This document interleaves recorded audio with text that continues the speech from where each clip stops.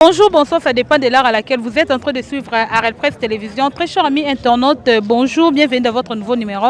Abonnez-vous massivement à la carte Arel Presse Télévision. Là, la monier moko, mais c'est Patrick Tomosi Agassi là depuis Londres. Balobo Ningo Sombato Ningo Tekaba Or Babijou, n'hésitez pas d'appeler les numéros qui sont affichés au bas de vos écrans. Plus 44 PTM LTD, agence Yassur et Net. Au Tindi à 13h, aux 1 à 16h. Balobi et Zomi sur avenue Opala numéro 3 na kati ya commune à Kasavubu. Okutana moko le big manager Toto Tomosi yem tarotinda ba kolina yo à partir de Kinshasa côte à Londres. Beaucoup tana le big manager Toto Tomosi, n'hésitez pas à rotinda ba kolina yo aux à Londres ngotinda ba kolina Kinshasa, n'hésitez pas d'appeler les numéros qui sont affichés au bas de vos écrans. Voilà très chers amis internautes, l'actualité nous oblige tout ko bungisa mutu moko munene na kati ya parmi les artistes et comédiennes. Il s'agit bel et bien de Suzy, Madame Suzy Bantou. Oh bon, on a déjà na Simananga Corbière de GT Lemiwana. Artiste et comédien Nyoso, Bozo Landango, Oh Nyoso Bazoya, Oh Nyoso Bazo Loba, Bolanda Bobsek, Nyoso à travers Eugène Pangou. Merci, restez branchés sur Arel Presse Télévision.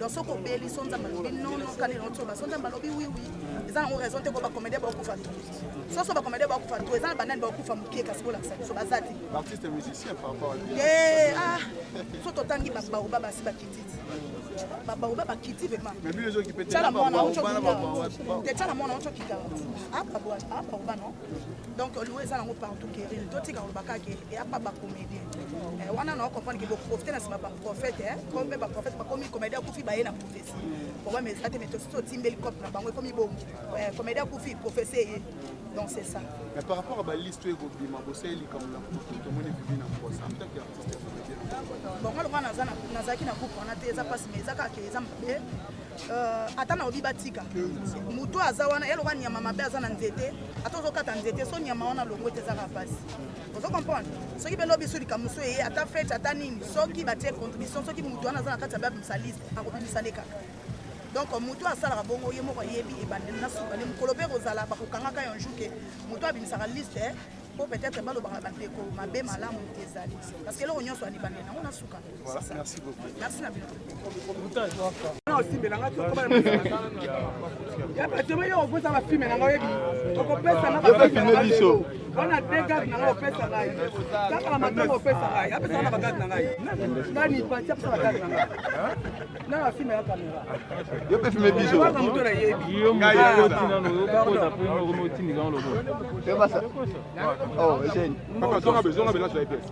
papa que ba micro mutu te papa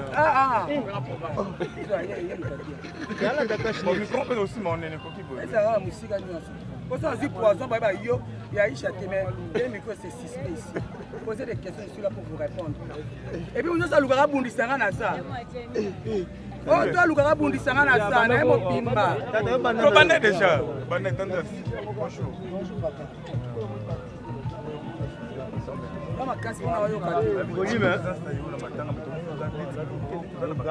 bakanda po sisi kokufanya kufanya trop bana babe ba otika manga bakena tena tibati question na me repose un peu ya tu es gravé dans surtout dans mon cœur ça ya mo za na ngapiati na suka na ngatina ba ya na ngaprivé oyo na pomba bango ya basi ngibana théâtre na to ba yeba bango kena mbeta na bango kalma ba yeba ya tu na ya zaraki pomona même nous sommes on a teki voice auto sola ina donc ça passe moko ba musumoni ka kolela nga ayo ka ba hypocrite ka kolela la nga eza la passe na motema oza ni singa bino mona pete bazala na bolingo lelo moninga na biso akei yo mibongisa bongo lobi yo e lobi ekozala nga mpe lobi mpe kozala toyeba nzambe monene mingi toyebaka mingimingi nzambe oleba polémique apamba ndenge wana donc bango nyonso nalingaka bango trop donc toyebi nde awa bolingo te comprendre merci bandeko tozokendika sekosande etokolo bapete oyo nzambe toyebi asala donc bamikondenasi kaka na bandeko nyonso eza pasi Alors, témoignage, il nous garder puis bien maman Souzi Bantou Azaki artiste munene la salle pe Kombo la mboka na biso Congo. Ouais, Souzi to jouer na ye. Biso to papa. Azali ki na biso ya ki to yamba ki pe bien. Azaki film bien en tout cas sans blague wana na kamaso na lo ba. Donc azaki film ko alinga ki bato. Azaki muto to jouer na ye. Amona pe azaki na talent na ye a jouer. Abana jouer bien. Président, est-ce que au joueur na Souzi est-ce que makambo kindoki bima ya Souzi kibo sentirango kindoki ya nani babi Souzi azava ndoki Souzi anozo ba chance baninga ba acteur na yeso après tournage babiloko wana bolanda yango te soki moto azali baloba makambo te soki moto akufi oyoka likambo ebimi na nsima ngai nayebi te ngai na kindoki te nayebi te ngai na ndoki te naza mpe ndoki te nayebi kindoki te bon nayebi makambo wana te mikolo ta makambo wana ebimaki mpo ani boreagir te anteke bavie boyambaka Souzi na théâtre ngai mokolo ya liboso mokolo liboso eza masumu te ifaloke tuna bamasumu baza wana bangalufar baza bango nde bamikolo te biso tolandi bango boye te ifaloke tuna nde bango bamasumu. Pourquoi ce comédien akufi makambo ebima kaka makambo yango nangi naloba te soki moto apusu akufi makambo ebima te soki moto asenga so atekaka ni akufi makambo ebimaka te mais soki artiste akufi comédien akufi artiste akufi boyoki makambo ebimi ebele liwa eza nzela moto nyonso eza ti so moto akufi lelo o likambo non lobi eza ye ya yo ya ngaya ya mutu nyonso te mutu nyonso akufa olandi. Alors président témoignage ni nous garder pembe de maman un grand garçon quoi Ibuto côté de Matassa la Baché que oui Alba qui oui a empoisonné mon grand frère que j'aime beaucoup Charline donc a fait de l'autre côté de Matal ba makamba poisson dans la théâtre ba o bazo lo bango bazo ba que poisson exactement ce sont des hypocrites. Vous comprenez? Makambo mabeza na kata théâtre ça bongo théâtre ça kwa monde kwa ba monde nyonso to pe les gens coucher au monde ba boki lo malade to batakiwa ndinga biso soki bi matin mais mobulu nga aussi nga batu da ba yebizuma ba yebi attitude da zuma papa veri batu ba yebi ngai très bien que oui te ngana muto ranking te ngana muto vérité ngana le défendeur ya artiste comédien mais vérité ce que ça va soki vérité vous okisa batu ba supporter na tikolo na ba simo ba c'est pas la vérité vérité c'est ça toujours bateau sauf que je ne sais pas dans le bandé pour nous protéger bandé parce que tant ma besoin ça m'a théâtre toujours protéger ngo même bandé ko ba olobani au moni ba défendre bongo pour ba on ba yebi ke ba sala mabe ce que to bimisa ce que ba mabe on dit na biso donc comprendre que oui monde na biso pe mabe ouais merci beaucoup. Vous la collègue, c'est qu'elle a déjà bien. Ça va même témoignage de Zagna pour la maman Chako, malgré son âge, mais elle s'est rabaissée jusqu'au point où n'a pas niveau, n'a pas théâtre, Zagna n'est monté. Mais Chako Zagna il coloma bandeko qui tapote coca. Les appelle le roi grand tiers Nabiso Souzi Bantou. Que son âme repose en paix donc. Parce qu'on a un moment où il était, tout ça a un cas pour nous là, tout est pour la polémique mais et comme il dit moi trop fan de nous pas comment déclarer. Après que kufa na bino réalité comme ko bimé belé abane ko sola tena na bane ko sola tena et il aksa ken legi ndeti bona na bo moto bo seke bolinga na bino te en fait batang sera bolingo mais balinga na ratende batangi sera parce que bizarre ba musu batangi na ils ont un cours mot ba pesa ça éducation à la vie hein une éducation civique et morale je pense ba expliquer comment vivre avec les autres mais sinon ceux qui mutu au salino tende batang ça qui aux anneaux bongoté pour dire quoi bolingo et sa volonté mutu donc ce n'est pas ici qu'on va commencer à parler que nana lingi nanité mutu alingaka batu et éducation na ye za pe volonté na ye mutu alingaka te za na matanga tende to changer mais jusqu'à présent et pas na ngai collègue na biso grand tiers na biso Souzi Bantou Dans mon épée trop conflictuel, rancunière, évité vraiment. On a eu toujours le personne. Parce que tout le monde a une mission de ça là. Ouais. Quand nous sommes là, nous frère. Émission est dépendant de moi, contenu au mémi dans moi titre. Il y aura un petit mouton fan de non, c'est qui bien, la matin. Faut pas qu'il y ait un mois ligné, mon boy, et ça peut. Aujourd'hui, tout le monde a intérêt à intérêt à ceux qui ont finga pour batailler à fingi, ceux qui ont commis ça et à la mamingité. Il y a un moment jusqu'au point que tout le monde a comme un méchant quoi. Ceux qui m'ont fait ça moi passe mais les artistes et comme balatisi mutu moko charge les comme il comme caractère ça comme yo ka ko ata sona ko ya na bité ba comme ba soka ye ba ko bengana ça na de ba ko bengana mutu te bakobengana mutu te déjà so na fandi wana mère Thérèse ayi mutu obengana azatin soyo zawana le papa bengana biso de bakobengana saini abalo ba yi pareil neti ye bawele ekomeko bawele moi bawele amubali na mère na biso souci même na biso mère na biso souci azaki ne rancunière te comprendre baliwa ezokutana na mutu toyebi te soit tofandi biso nyonso bakomede totuna nzambe nani okatelaki ye mikolo ti mokolo nini mpo mokolo mutu akozwa likama. Moi quand j'étais malade on m'a posé tant de questions que nani abwakeli yo mutu te baartiste comédien bango te. Pourquoi donc mutu obela te mutu akufa te po bato baza baartiste non, il faut tosenga biso nyonso protection ya nzambe mais soki likambo ezwi yo kotia na bacollègue no mpe liboso te parce que bato nyonso batondisi bacimetière baza baartiste te bacomédien te, c'est ça donc c'est ça. Merci. Ok. 10, 20 blocs à bongo faut mettre autant gérance na bino ba comédien. Bongo so muta publier ngo bongo. Ezama mona biso te ezaka bato ba tindela radio bato ba bimisa ba liste ezaka bango. Ça problème te pe liste na ba tsheka ngo liste mo za kati ba nsuno ba tsheki no ba bongo te. Il y a des gens qui ba nsuba ba kisami et ba ele ko ba tsheba bongo. Donc ezana nga ba polémique ba lukaka ba créer pour ça ba buzz na bango mais parce que bien ba comédien ba fond la chaîne il y a là moi je ne sais pas. Là je ne sais pas. On crée une polémique ça matanga. Polémique. Président, le lot de Tobaki, une autre chose, qui a parce que vous avez une message ne peut pas tout dans la côte, tout dans la ville, on va soutenir bien le moment. Vraiment, on a saigné merci mille na batunyo sur soutenir biso ya poto ya Afrique partout, ba comédien ñoo seulement ba assister na matanga maman Suzy vraiment c'est un plaisir. Bolingo ezanango même ba querelle amitié mais il y a l'amour entre nous. Bon, il y a des gens de 5000 en côté, nous sommes en famille. Donc nous pouvons souci malem mais tout évoluer donc merci. Elle était aussi une servante de Dieu.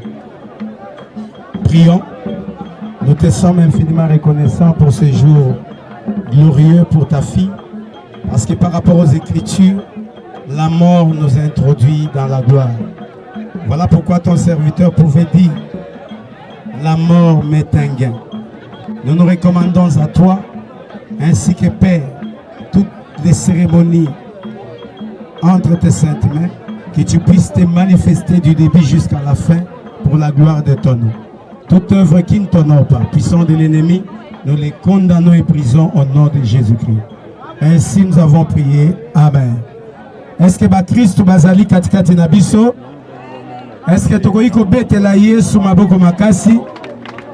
Na sengi na Christ so bakoiko bete la Yesu maboko makasi. Ceux qui ont au Christ place aux alliés, obétela Yesu maboko makasi. Merci, comme je l'ai dit, Suzy n'est pas seulement une comédienne, mais elle est aussi une servante de Dieu. Ngayo na telemi naza pasteur naye. J'ai passé beaucoup de temps avec elle et il y a beaucoup de témoignages par rapport à Suzy.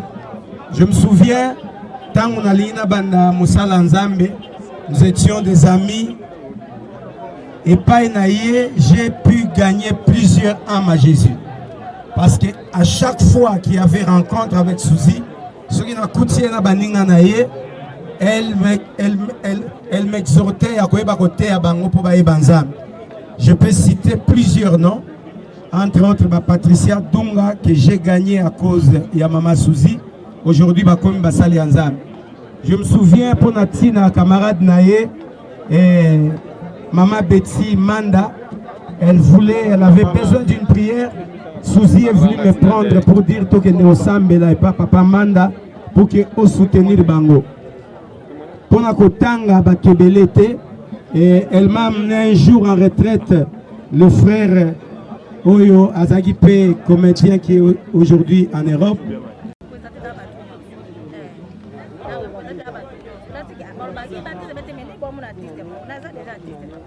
Alors, bah, souvenir nini ozo garder pembeni na maman Suzy.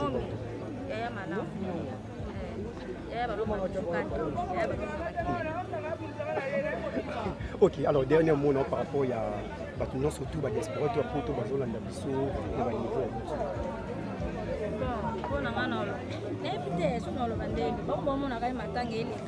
Parce que nous sommes les niveau poto, moi ba exactement bon. moto azanga bayaye te ata ba famille te mais ozala moto moko déjà akoma kolega même ndeko courage na bato nyonso baliwo eza nzela eza luma oyo etelaka na lopango na famille ya moto nyonso donc courage eye oye nzambe moto alingaki elekamo. Merci beaucoup. Robona bayana na théâtre ya basi na mibali oto so na bango kitoko oto beta na bango kati so parmi ba susi ça qui preuve ani bomona ki na émission na seki mais voice oto so na susi donc yango wana kaka tena mutuna mususu liwota chose naturelle yo to comme quoi accuser batu peut-être batu musunde ba baresser na yo te nga lobi yango te nga habité nga bien susi akufi na pema bote ba émission nga nyonso na accuser personne mais c'est que je dis toujours la vérité que na théâtre to linganité il y a des hypocrites au carré sont là ce qu'on pona nga ko tomber sur ces hypocrites ko so nonga ti ke olinga nga to 600 mutu nyonga nanga tina no nini tina no za nini et puis na lobby na ba kango ba micro yo mona tia musika ba micro oyo ba poison ya piéger zali awo ezali mais nga siko na mona ba koko je vais abattre la nga et puis na pesa message ba to ça ba direct mutu to azana besoin bundisa nga na ye na mobimba mais yo lingo kuna rata matanga ya tozo ba ser na yo puis ser na yo bon ma wapi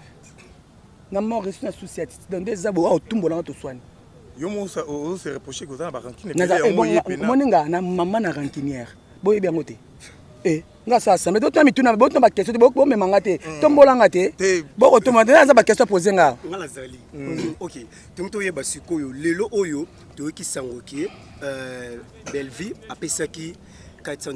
Si la personne a payé $500, il s'est payé un péché, a payé $20. Alors, liste bimi à bateau va payer bateau va payer sécurité. Alors tonto yeba apport na yuzani. Nga ba na pesa ina onte. Nga pesa ite. Mais est-ce que pour l'artiste va payer c'était parce que bi qui hypocrisie makasi. Oh ya pesa kité engelo bateke oh ya pesa nda za na souci souci non. Oh ya pesi montant so les lelo na mongongo na ye. Ezala ba belé bata maboke baza mbali 50. Donc azala facilité à pesa $800,000. Mususu babenga kete aya ka retourner à moins na moi $10, $5, $20 tout fait nombre. Est-ce que bakatela ki mutu ke faut ko pesa autant te mais to ke bakataki $20 même si ba pesa au-delà. Mais eza selon bozu ya mutu. Ouais mais soit pesa au-delà ba 5 si ba fanatique ba tin ba 5 c'est pesa montant mo ya moi likolo. Vous comprendre montant mo likolo pesa problème te. Est-ce que vraiment il y a au moins des futilité? Il y a un sens ba doit c'est ba débat na moi ba ki ba to benga mutu ça la bien te. So yanga ça la bien pas mutu ça ko ba comparaison ba mbongo ba montant matanga c'est pas normal. Et puis belé ba lobby qui maman la biso suzi bantu akufaki na poison misu ba tangisi ba tang ba liwane ndinga mabe d'après ko lobani. Mais caméra ko micro ezate. Yanen. Et le rôle de loba, on peut savoir combien. Na moi makase ko tanga tshaka chokoti. N'importe quoi. Eh maman biso. Par rapport ya lowa maman biso susi. En tout cas na biso za na paiement, s'il vous plaît à part wana na yebelo msuste. Na ko ba pona se pesa batute. OK. Na bika akufaki na paiement. Donc après paiement na yebi na ngate mais on a lobika la vérité. Na mboka to linga na raté, to tshana ba poison, to boka na ba mbasu, to boka na ba pesi. Alors na matanga lelo mutu daza veille. Na bika na boka mutu to lobisanga lelo. Na boya ki na ba micro za liboso na ngate mais na tshongo musika. Et puis avant na ya bo ça melek da miel nanga, na melibe déjà mbareka. Ato ko pakola nga bo pian. Et c'est l'angle le côté ambareka yutaka na goma donc na meli ambareka na bien miné. Et puis ko na ba ko bazana nga et puis je va mais est-ce que par rapport à la fondation netito kanisa ANTPC est-ce que bango peut ba contribuer qui ba $40 to ba pese ko dila. En tout cas je ne suis pas dispo pour répondre à la question là. Wana boluka bakolo ba boluka via biso JP Masamba na fondation boluka papa na biso pour masul de blender la PC mbote botunye question na répondre.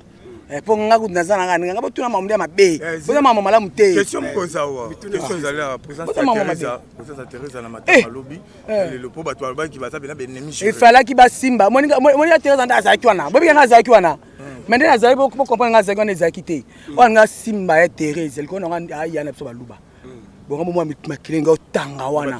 Et puis ya Teresa aroya. So eta belé ba ozele lelo. Lelo so azuli l'état o essentiel avec le so le était essentiel avec dans lobby. D'accord. Donc toke na bongo. Donc so simbi yope au côté liana. Non côté makasi. O simba Teresa. Bon na ya ki jouana. Aki penza près le kwa ngana lelo. Te bato ba bien ko ya te passer ba. Aya te poni ba. Bato ana ba bato lokuta pourquoi parce que na film moko ya domination ya Suzy bazaki tableau na Teresa. Na matanga ba Teresa ya Suzy yaki donc bato ba lo bango za bato basila ba succès kala. ba succès to mesila bango ba koma ko luka na imatanga oyo bani ba bisa ba kombo ya ona sinza merci lelo matanga pe bimi ba bomoi ba émission ekateli bo kala bango su wapi bazana ba chaîne na bango tenga za oyanga uwalono ba tourna pe sute de ba diembe ba kunda lelo to tala bango yi bazaki ba succès yi bo dunda oyo bo saka bo liwa ya susi bantu interpeller oni interpeller lo tiba bien nzana biso nyos bonga bena ndetsinga bena kufananga moyo to ka morgue oyo yesu bando tiko zo baninga no lelo pe ko mi tourner le pe za tourner nga ya nzana biso nyos parce que ntotika libende na sa moyo azate et puis mutu moko te na sa moyo aza sembo te to fingaka to lobaka mabeto tongaka to yinanaka alors yango na lobi boye bo tiaka ba titre mabe bo tia mais o ko kana na mabe ezaka masunu sa moyo ya sa mabe moko tende kiswanga ona ko loba yango wana susi bato akufi témoignage neza bien est-ce que yo par exemple yanga ko sala mabe yanga pe ati sona kufa témoignage mabe pourquoi témoignage mabe et bona za mutu mabe bonga mutu malamu so mabe nanga ba vérité nanga yo bato bisanga mutu mabe donc za mutu malamu ba vérité ngai bato ba monanga mabe ne ba monanga nana yebi ayebi ngane na zalaka kutu lelo te ya yebi donc voilà OK merci bacha ngo so kufi kutu ba yate parce que ba ko beta bango ba comédie ba yate ka ba chroniqueur ba chroniqueuse yo vous êtes encore tout ça on a déclaré et vous arrêtez yo non ça dit yo chaîne yo ça dit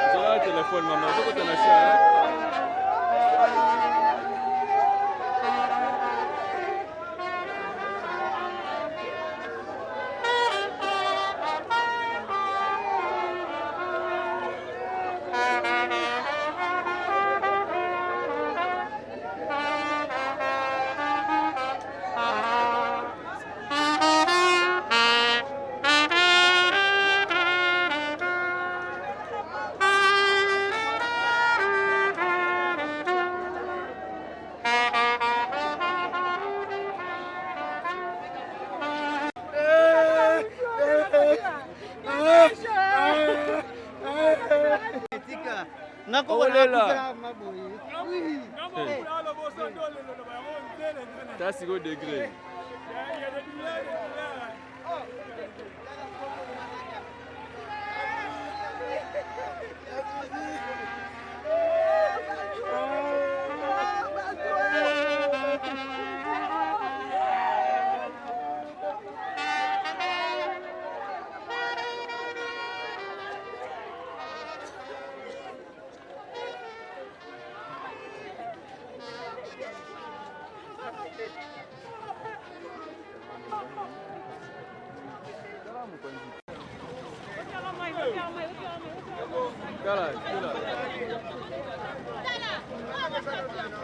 Kela na kanga yo keba.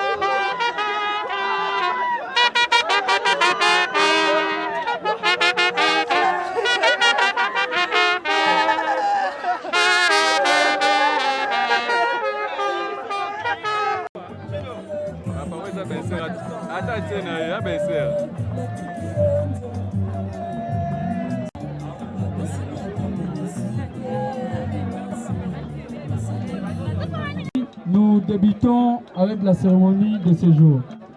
La cérémonie d'hommage à l'artiste comédienne Suzy Banto. Le menu se présente de la manière suivante.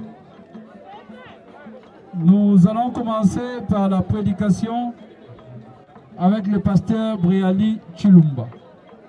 Après la prédication viendra le moment de témoignage. Après le moment de témoignage, après le témoignage, viendra la lecture de sa biographie. Après la lecture de sa biographie, nous passerons au mot. Après les différents mots, nous allons clôturer par le dépôt de gerbes de fleurs. Sans plus tarder, nous allons inviter le pasteur Briali Chilumba. Nous invitons le pasteur Briali Chilumba. Elle était aussi une servante de Dieu. Prions. Nous te sommes infiniment reconnaissants pour ce jour glorieux pour ta fille. Parce que par rapport aux Écritures, la mort nous introduit dans la gloire. Voilà pourquoi ton serviteur pouvait dire, la mort m'est un gain. Nous nous recommandons à toi, ainsi que Père, toutes les cérémonies entre tes saintes mains, que tu puisses te manifester du début jusqu'à la fin pour la gloire de ton nom. Toute œuvre qui ne t'honore pas, puissant de l'ennemi, nous les condamnons et prisons au nom de Jésus-Christ. Ainsi nous avons prié. Amen. Est-ce que Christ bazali katikati na biso? Est-ce que tokoiko betela Yesu maboko makasi? Na sengi na Christ so bakoiko betela Yesu maboko makasi. Soki ozambo Christ place ozali, obetela Yesu maboko makasi. Merci, comme je l'ai dit, Suzy n'est pas seulement une comédienne, mais elle est aussi une servante de Dieu. Ngayo na telemi naza pasteur naye. J'ai passé beaucoup de temps avec elle et il y a beaucoup de témoignages par rapport à Suzy. Je me souviens, tant on a l'ina banda Moussala Nzambe, nous étions des amis et par naye, j'ai pu gagner plusieurs âmes à Jésus. Parce qu'à chaque fois qu'il y avait rencontre avec Suzy, elle m'exhortait à côté à Bango pour Banzam. Je peux citer plusieurs noms, entre autres Patricia Dunga, que j'ai gagné à cause de Mama Suzy. Aujourd'hui, Bakomi Basali Anzam. Je me souviens pour Natina, camarade Naye, et Maman Betty Manda, elle avait besoin d'une prière. Suzy est venu me prendre pour dire que Neosambela et pas Papa Manda pour que on soutenir Bango. Pour la Kotanga Bakebelete, et elle m'a amené un jour en retraite le frère Oyo Azagipe, comédien qui est aujourd'hui en Europe. Enseigne-nous à bien compter nos jours, afin que nous appliquions nos cœurs à la sagesse. Les psaumes, il y a Moïse, lui qui fut un grand prophète de Dieu, à Tamolina Nzambe, à Kaboli Bamaï, il a écouté Dieu par le buisson ardent, mais il y a un loco que Moïse a sosolaté durant parcours na Mobimba, et ça koye kolakotanga mikolo. Est-ce que le voisin tu n'es pas éternel sur la terre? Est-ce que tu n'es pas éternel sur la terre? Bien-aimé, difficulté à mon nene na biso batu. Chacun vit comme s'il vivrait éternellement. Or, la Bible nous pousse à comprendre que personne n'est éternel. Un jour tu passeras, un jour je passerai. Vie eza lokola masuwa. Mbotama ya mutu nyonso eza tike zokotso na masuwa. Me mutu na mutu aza na arena ye, bipai wapi akokita. Mais bipai okokende zozala déterminé na lolenge okobi comporté dans le train. Et le train dont il est question, c'est ce monde. Mutu nyonso ndenge ozotambola ase na moy, ozo définir bipai okopasser éternité na yo. Pour notre sœur Suzy, elle a eu la grâce de Dieu. Une fois elle était morte, on a prié, le Seigneur là, à Zongisi na Bomoy. Et le Seigneur lui a dit, na Zongisi oposa lelanga. Peut-être, na imagination, na biso kobananga pasteur naye, on croyait qu'elle allait, koumela na mokiliate ya batu. Peut-être, na bozongi naye, elle a eu peut-être à exhorter une seule personne. Peut-être, elle a eu à encourager une personne, c'était servir Dieu. Et Suzy a couffé dans le bain de la prière. Parce que moi, j'ai prié pour elle. Tokomi na 1h du matin, na Pongie Katani. J'ai commencé à prier. 5h, j'ai appelé. Azoya Baté. 6h, c'est l'infirmière qui me reçoit pour dire Papa na moni na téléphone, va commis mon dad. Yaka noki na hôpital parce que Suzy aza na posa na yo. Pe na posa aleki na ye. Parce que sa petite sœur azaki na kati ya retraite. C'est ainsi. Tongo to kei to kuti Suzy avait rendu l'âme depuis 2 heures du matin. Bien aimé, j'ai eu à prier pour elle avant la veille à Liwa. J'ai fait des audios de la prière. Ça veut dire Suzy s'est préparée par rapport à son départ. Ce qui est zuyo lelo, yoko kende wapi, et qu'on soit dans des circonstances ni, et qu'on soit un accident. Est-ce qu'on soit tant qu'on s'est préparé, tout le monde a un coup na kobel la tête, et qu'on comme la yo quoi ikabo kouf. J'aimerais exhorter Bissognon Sotozaliawa par cette mort, par cette circonstance. Oye bakotanga mikolo na yo na sena moi. Oye ba que tu n'es pas éternel. Na lobaka chaque anniversaire, kolobaka teke mbule bakisam. Loba mbule longwe na mikolo tika lelinga na sena moi. Ça veut dire si je pouvais vivre 40 ans, tant on a célébré 38 ans, il me reste 2 ans sur la terre. L'éternité oeza malamu avec le Seigneur Jésus. Voilà pourquoi je t'exhorte. Si nous pleurons Suzy, tu auras un témoignage Jésus, mais elle au moins, nga pasteur nae, je donne le témoignage à Suzy. Patricia qui est devenue aussi pasteur, je l'ai gagné par Suzy. Alissa, je crois que c'est une prière que vous méritez.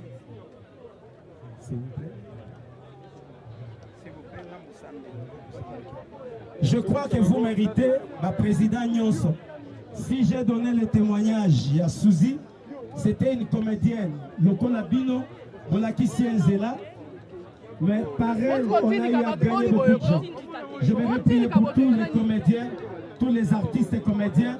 Est-ce que vous pouvez écouter les si tu es comédien? On va prier. Seigneur Dieu de toute grâce, tu m'as appelé, tu m'as établi pour que Nasala Moussala Oye. Il croit en ta grâce, une grâce de longue vie. Nous refusons de perdre les comédiens à fleur d'âge. Ils ont droit de vieillir. Pourquoi pas bakoko à bakoko, babandakoya kurtala bango, amona ba théâtre naye, amona ba makambo sala, aye balakisi e masumuye, balakisi e lombeye, balakisi e bodoye. Laisse que cette grâce, et là taba comédien nyonso ya mboka na biso. J'ai le même sang avec eux, parce que ce sont des Congolais, comme moi. Je prie, Père, par la puissance du Saint-Esprit, pour que tout esprit, visiter ma comédien, avant l'âge, et ça la maudit au nom de Jésus. Et je proclame une longue vie, une longue vie. Yahweh, tout le monde a comédien, standing élevé à vie. Pourquoi pas nos comédiens? Je le recommande à toi, pour que Père, au salabango grâce, j'ai vu Père, na Bordeaux Moutouazaki, Azaki na état malamoté. Parce qu'à lundi, sketch ya ba comédien mboka, la joie est zongelier. Récompenser bango, bas à la paix, zambe la bomo, bas à la payer à leur juste valeur. La valeur ya musala ba salaka, tonatina batunyos, pour la gloire de ton nom. En tant que ton roi, je lève la croix de Golgotha comme symbole de victoire. Quiconque osera toucher à un comédien, qu'il soit maudit au nom de Jésus. Yes, tu as vaincu à la croix pour que nous soyons des vainqueurs. La Bible déclare, nous ne combattons pas pour la victoire, mais dans la victoire. Laisse que le sang de la victoire ait couvert comédien Nyonso à Congo. Pipa Nyonso Kokutama, Azala couronné de gloire et de puissance. Et que ton nom soit glorifié au milieu d'eux pour la gloire de ton nom. Au nom de Jésus-Christ, nous avons ainsi prié. Amen. Que Dieu nous bénisse. Nous allons appeler un membre de la famille, un collègue, donc un artiste, comédien. Nous commençons par un membre de la famille. Il s'agit de Kilo Bassaswa. Kilo Bassaswa est qui par rapport à Suzy? Kilo Bassaswa, il passe à Azali Moko, ya bana na kati ya libota.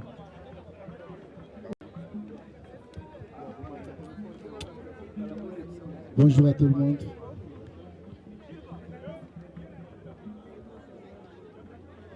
Ezapasi kobukisa Suzy Bantu. Suzy Bantu azali moko ya baleki ya papa wa Botibiso. Tozali parmi bana oyo yépe à Bokoli, où on a passé des bons moments avec notre tante. Il y a des fois, il y a beaucoup des artistes au bazar awa. Bayebi bisoté, mais grâce à Tantine Abisso Souci, de Bayebi Bisso. Nous fêtons notre anniversaire le 25 décembre. L'artiste est béné parce qu'il a Abisso ba vidéo mais Bayebi bisoté. C'est grâce à Tantine Abisso Souci. Azali, maman moko, la montée ma boboto. Yé abenga Abisso tata. Sora benga tata, ngape na zomi sara tata. To salindeni. Tata naza posana mona yo. Ata nazaki na musala na okata musala na oya mbangu na kutana na tata. Suzi Bantu azali ebele pour na biso. Azali vraiment ebele pour na biso. 2016, on avait perdu notre papa. Suzi Bantu était déplacé avec son équipe.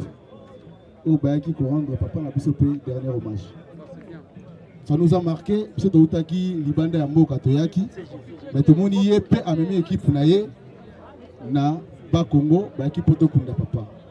Les lobbies sont peut-être Tigi, Libanda Yamboka Toye, Poto rendre le dernier hommage.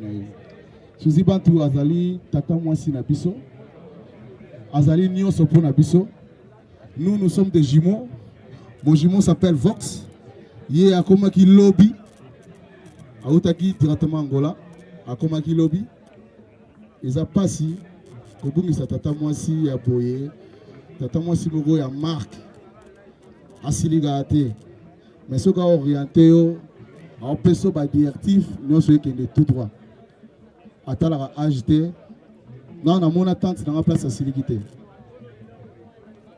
Il y a des gens oyo, toyebi bango, il y a longtemps, oh le tomoni bango. Les lots sous et ça lui fait plaisir.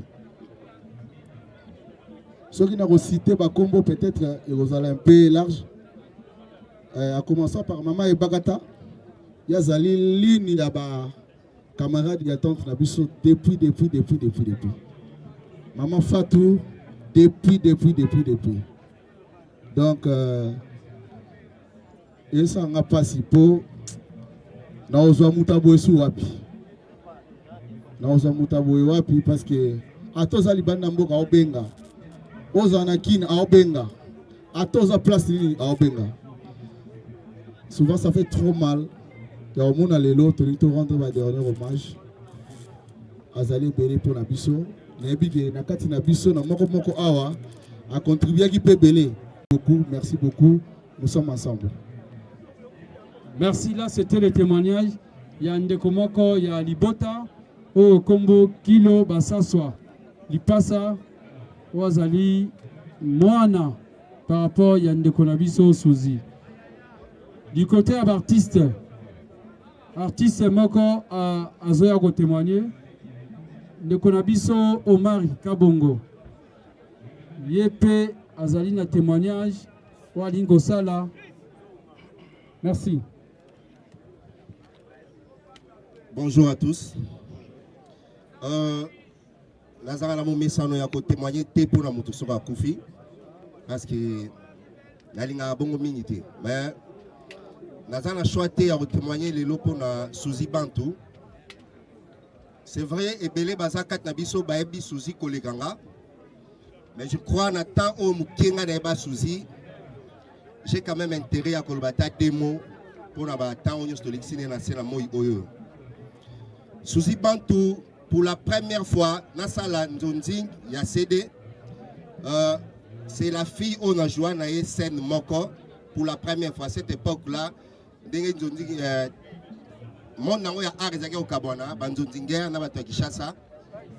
c'était Serre Yaliboso, tu se retrouves dans la scène, dans Nzonzing.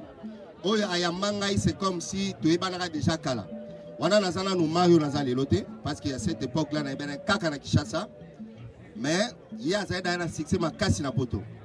Mais ce jour-là, qu'on se retrouve dans la scène, Nazaki très à l'aise parce que Ayamba qui n'a na bolingonyoso, y compris na des conabiso miel, fifi miel oazana na Turquie. Donc, et après ça, tu comment il y a la souci le roi Bandeko. Peut-être que tu as encore quelques heures au Bakoeba. Na souci tu as passé par moment sur les soucis qui te s'ennuyer.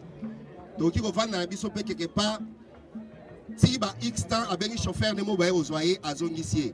Et so ina kenet nda kwa Suzy o etikoloba mwana kasina utiawa Suzy so na kena nda kuna na banoza mbamona accès na chambre. So na moni t-shirt o eloko o montre. So na c'est on a kenango abana ko hésiter. Vraiment on a perdu une sœur. C'est vrai mutazanga amabete mais Suzy azaina motema kolinga bato. Que son âme repose en paix. Merci beaucoup.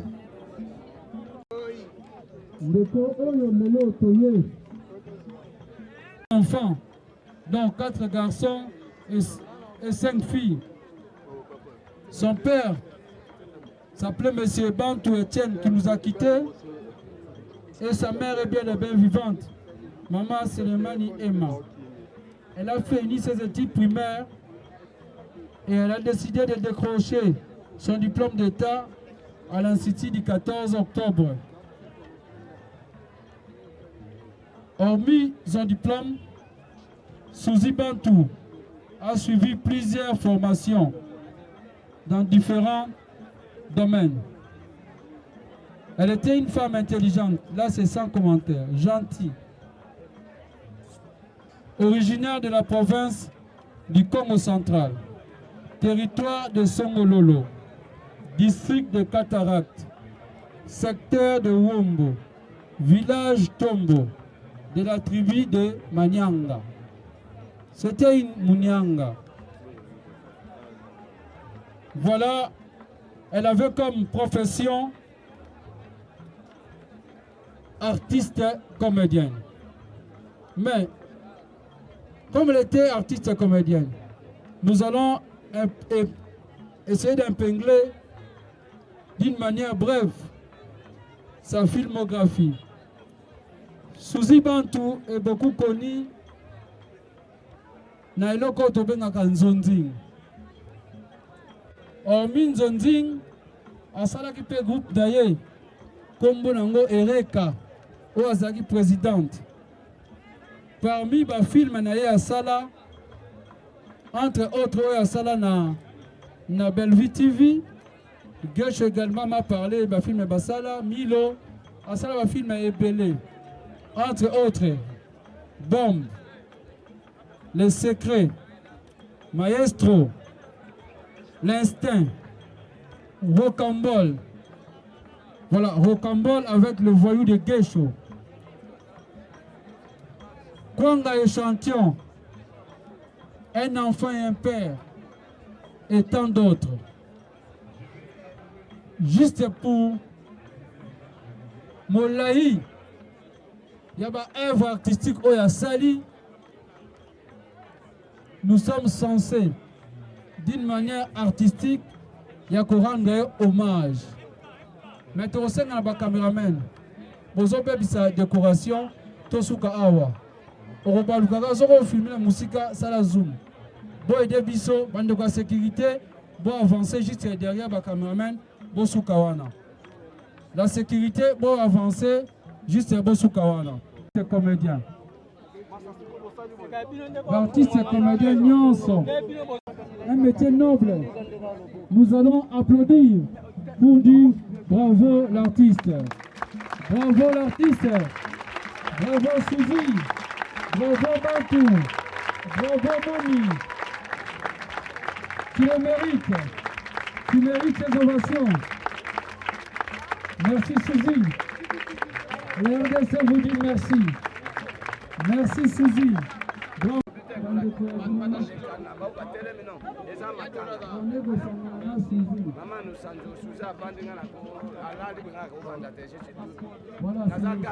Je suis partout sur des merci na sepeli na bino ba journaliste ne boza ko accompagner biso si c'est toyeka poto kabula mawana famille pe to rendre hommage mérité na mama Suzy Bantou tobengaki momi oyo azalaki parmi ba artistes comédiennes oyo ba travaillaki na ngai na plateforme de contest congolais par conséquent comme tout le baga pas aussi quoi mudi projet par conséquent général les autres tout au perdre ex relations publiques na biso mama Suzy Bantou parce que yango esali ke lelo bacomédien nyonso komona ke en plein soutien de part de l'autre Et Maman Suzy, elle est parmi aussi artistes qui défendre le théâtre dans Mouka Congolais.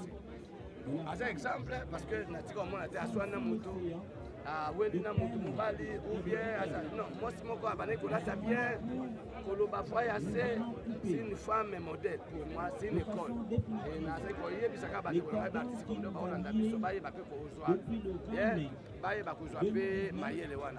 donc tous les artistes, les artistes, les politiques, les artistes, comédiens, les artistes, les bon, tous les éducateurs. On a pu éduquer ce que nous sommes tous exemples. Donc merci, la jeunesse pour accompagner tous ceux qui ont un titre,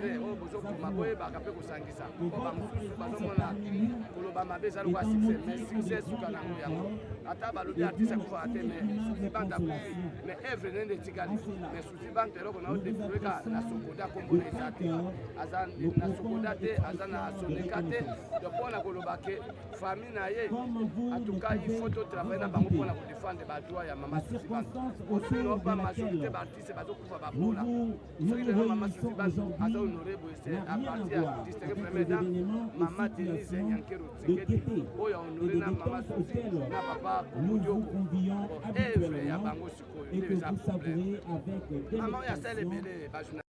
Voilà, merci beaucoup na balantinia merci.